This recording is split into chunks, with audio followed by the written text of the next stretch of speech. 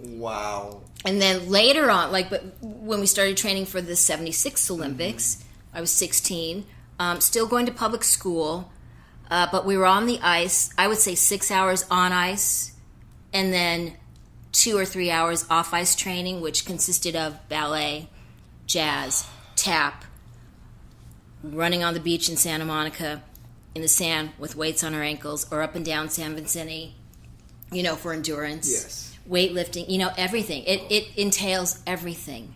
And if you don't know that going into it, you're done. That's an it's incredible what, and we amount all did it. Of dedication. Not only dedication, but I'll put it this way: musicians, we musicians, we can let's say practice, right. practice enough. Yes. But our practice is not as physical as what you're talking about. Well, it's physical and mental, of course. Yeah. Yeah. No, mental. of course. The focus has to be tremendous. Yes. Whereas musicians, we jam. We right. jam and create that bond because maybe we like the same jokes or the same movies or right. just like silly little things, right.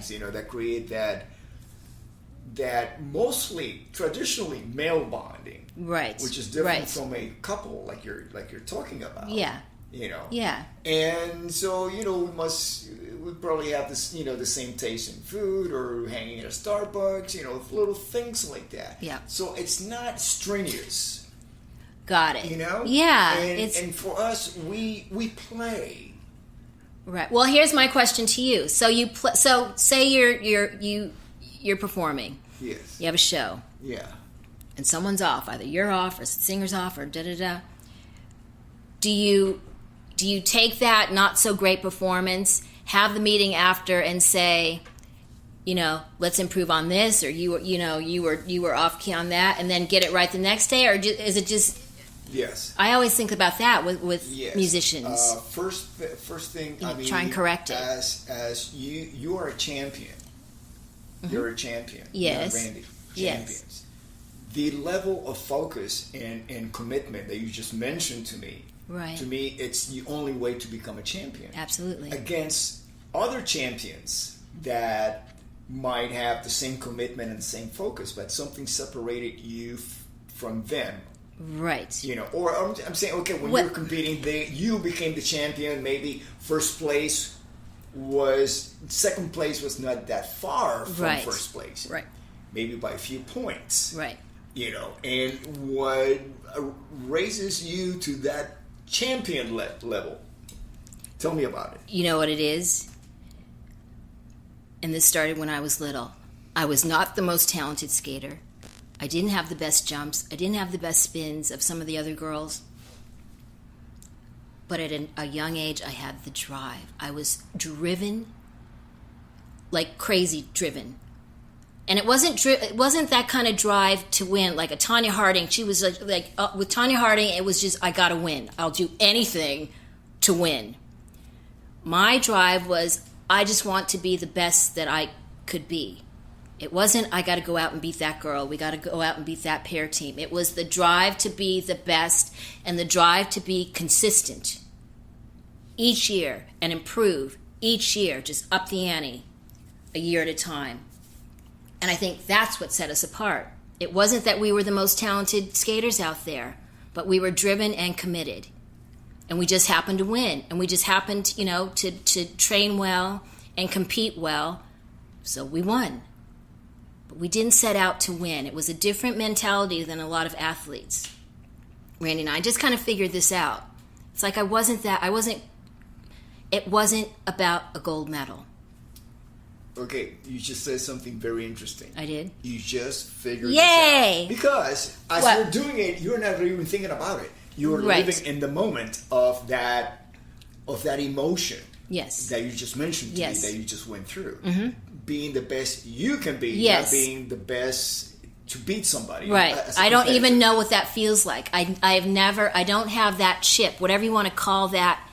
I always go back to Tanya Harding because it was all about winning with her. It was all about coming in first and beating this girl and doing, to a fault, I think. Yeah. So if you translate that to musicianship or right. being a musician or being, one thing that is different from what you do, even though it's art, yes, it's also competition. Yeah. It's very competitive. Yes. Our arena of competition will be charts, numbers, how many records did you sell, how many people came to your show. Right.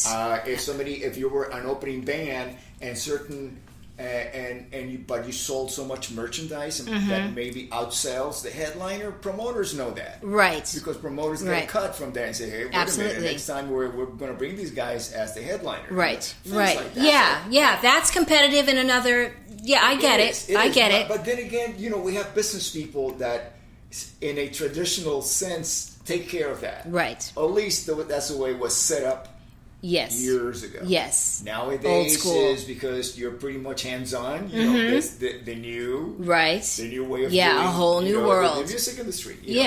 It's completely different, but nevertheless, you are aware of certain competitiveness. It's like when you are fortunate enough to become an opening act for a headliner, you must gain the audience that you're playing in front of. The toughest audience I've ever performed in front of, and twice. Yes. Right. I did this with Quiet Riot as an opening band. Yeah. Right, on our way up. Yep. 1983 Mental Health record. We were opening up for ZZ Top. It was the toughest audience ever. First of all, ZZ Top has got that Americana kind of vibe. Oh, right. To them, All American, yes. Yeah. Yep. USA, yep. Well, it's traditional blues with a tinge of country, Texas. Yes. Texas blues, yes, right? Got very, it. Very American. Yes. And the audiences was then.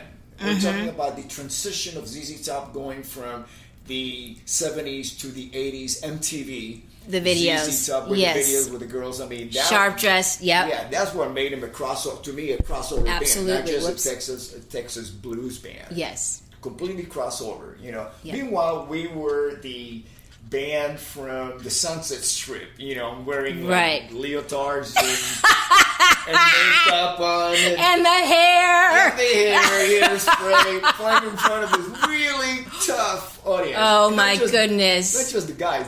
The women were very tough. Right. So how did they react? And how did you guys... You had to win the audience. Yeah, I mean, if you have a row of women walking in front of you, giving you the bird... No. Yeah, you see that as a challenge. Right. You got to find a way. Seize the moment. Right. Just don't crawl out off stage with your tail, between your legs. Right. You have to, so do you guys look at each other? It's like, okay, we got our work cut out for us, and then we you knew just that. you kind of knew the whole tour. We knew every time we get up on stage, we knew it was going to be tough. Yeah. But meanwhile, the video "Come on, Feel the Noise." Yes. Well, actually, at that time, we have Mental Health as a video. We didn't do "Come on, Feel the Noise" until after the ZZ Top tour. But then again, we had done these shows called Friday nights that used to come on after. Oh, I remember those. Yeah, I remember. Nights. Yep. And there was a certain appearance that we did in a theater near here in Glendale. Yeah. Perkins Palace. That they kept showing it every week. They would take segments, like songs from the set, and sprinkle it. So it became like a pre-MTV Come on, Feel the Noise hit. Yeah. It's almost like your own little infomercial. Yeah, exactly. Yep. So people were like, it's huge. There would be like 80% people that came to see ZZ Top, of course, and then it might be like that 10, 20% that say, hey, I saw you guys on that show, and I wanted to catch you guys, and of course ZZ Top being the headliner. That's it was a great bill. Yes. We were in that 1983 Mental Health tour. We opened up to begin with Scorpions. Okay. Which led us to the Oz Festival in 1983. I was there. I was there for the Stevie Nicks Day, whatever day, with missing Stevie persons Nicks. And. Well, our connection to the Stevie Nicks Day was the reason why we were asked about 2 or 3 days before that show, the Metal Day, was because Joe Walsh had been moved from the Metal Day to the Stevie Nicks Day. Oh, interesting. So you probably know Joe Vitale, Joe Walsh's drummer. Joe Vitale, I know the name. Yeah, he's a drummer. Okay. He was there. Okay. You probably oh my God, it was crazy. Just crazy time. So we did the US Festival, yes. and then after that we did the ZZ Top tour, and then after that Loverboy, and oh my God, which we only did it. like half of the we did like one leg instead of two legs of the tour because we were too the band yes was too crazy for them. Yeah.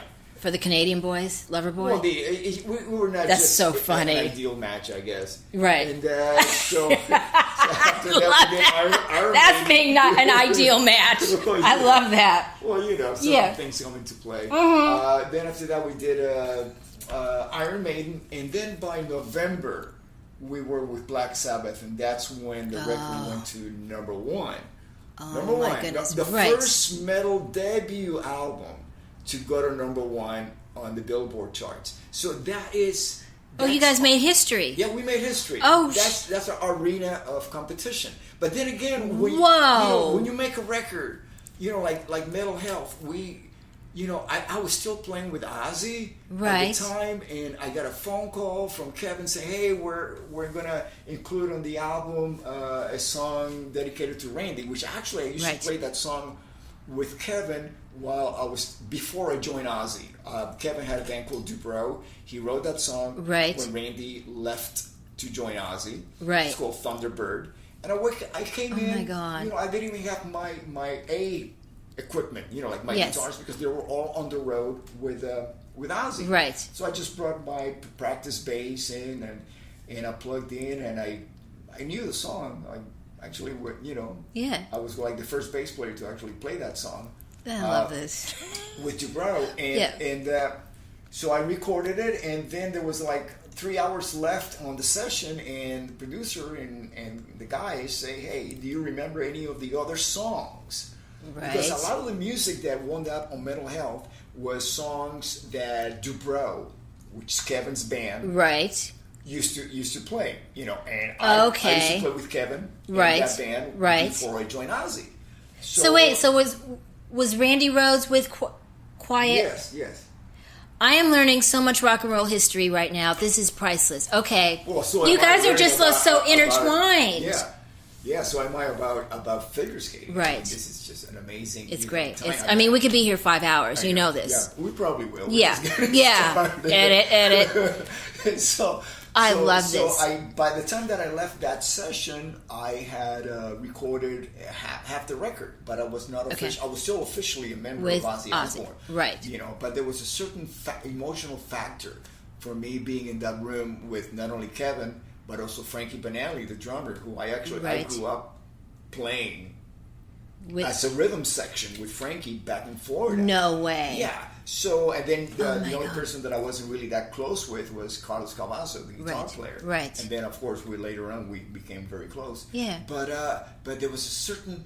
When Randy Rhoads died in the plane crash, it changed everything. Of course. We have never been the same again as individuals. Everybody that was present, that was his bandmate, friend, families, everybody. It all changed. Left that void.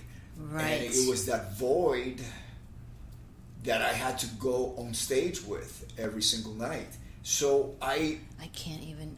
My God! Really. Emotionally, being able to go somewhere else. Yes. Because I left just about the biggest band in the world at that time.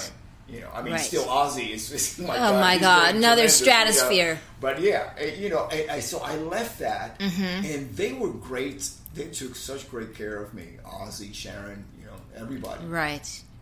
And for me to actually walk away from that was the toughest decision I've ever made in my life. Well, that's family. But I needed emotionally to enjoy playing again, to have the joy of making music.